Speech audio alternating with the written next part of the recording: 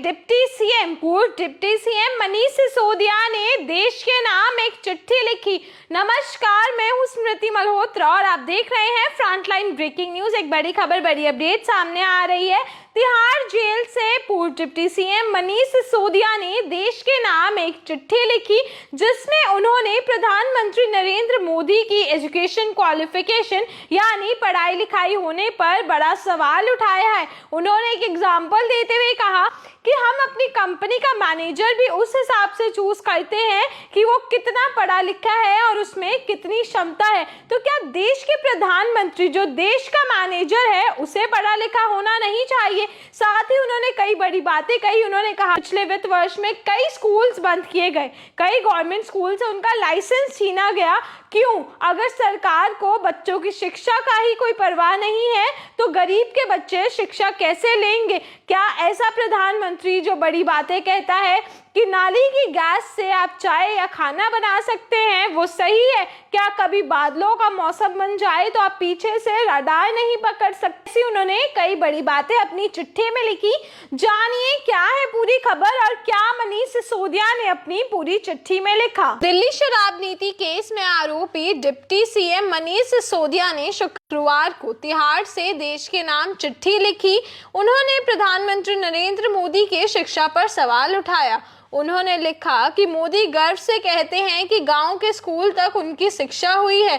लोग कंपनी में मैनेजर रखने के लिए पढ़ा लिखा आदमी ढूंढते हैं। क्या देश के सबसे बड़े मैनेजर को पढ़ा लिखा नहीं होना चाहिए?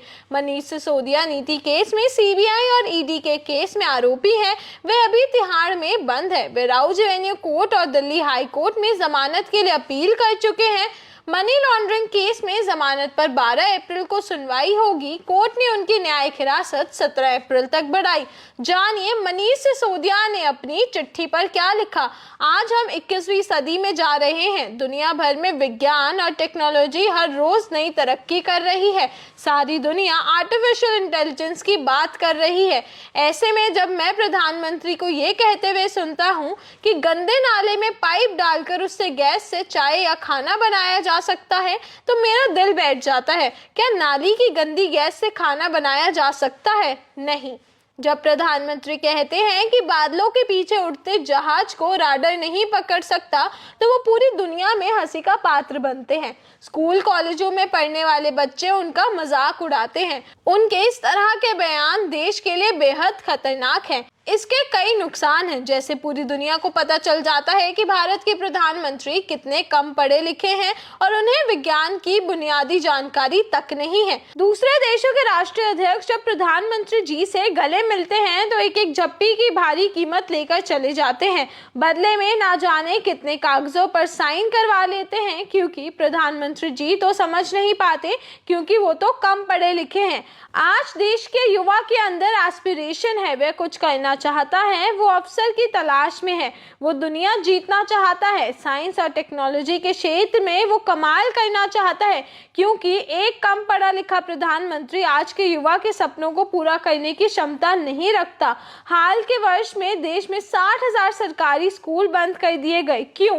एक तरफ देश की आबादी बढ़ रही है तो सरकारी स्कूलों की संख्या बढ़नी चाहिए थी। अगर सरकारी स्कूलों का स्तर अच्छा कर दिया जाता तो लोग अपने बच्चों को प्राइवेट स्कूलों से निकाल कर सरकारी स्कूलों में भेजना शुरू कर देते, जैसा कि अब दिल्ली में हमने देखा है और लोग वो कर रहे हैं। लेकिन देश भर में सरकारी स्कूलों को बंद होने के खतरे की घंटी से अब हर कोई ये चाहता है कि उसका बच्चा प्राइवेट स्कूल में ही जाए। इससे पता चलता है कि शिक्षा सरकार की प्राथमिकता ही नहीं। अगर हम अपने बच्चों को अच्छी शिक्षा नहीं देंगे तो क्या भारत तरक्की कर सकता है? कभी नहीं। मैंने प्रधानमंत्री जी का एक वीडियो देखा जिसमें वो बड़े गर्व के साथ कह रहे हैं कि वे पढ़े लिखे नहीं हैं, केवल गांव के स्कूल तक उन्होंने शिक्षा ली है। क्या अनपढ़ या कम पढ़ा लिखा होना गर्व की बात है? जिस देश के प्रधानमंत्री को कम पढ़े लिखे होने पर गर्व हो, उस देश में एक आम आदमी के बच्चे के लिए अच्छी शिक्षा का इंतजाम कभी नहीं किया जाएगा। क्या देश के सबसे बड़े मैनेजर को पढ़ा लिखा होना नहीं चाहिए? तो सुनिए आपने पूरी खबर किस तरीके से पूर्व डिप्टी सीएम मनीष सिसोदिया ने देश के नाम एक बड़ी चिट्ठी लिखी। आपने पूरी चिट्ठी सुनी। उन्होंने अपनी चिट्ठी में जो मेन बात लिखी, जो मेन उनका मोटिव था, ये था वो जनता से ये सवाल पूछना चाह रहे थे, क्या देश के प्रधानमंत्री का पढ़ा लिखा होना जरूरी है या नहीं। तो कमेंट्स में आप बताइए, क्या आपको लगता है कि देश के प्रधानमंत्री का पढ़ा लिखा होना जरूरी है या नहीं। अपने विचार हमारे साथ जरूर साझा करें और देखते रहिए FPN यानी फ्रंटलाइन ब्रेकिंग न्यूज, सबसे पहले सबसे आगे। धन्यवाद।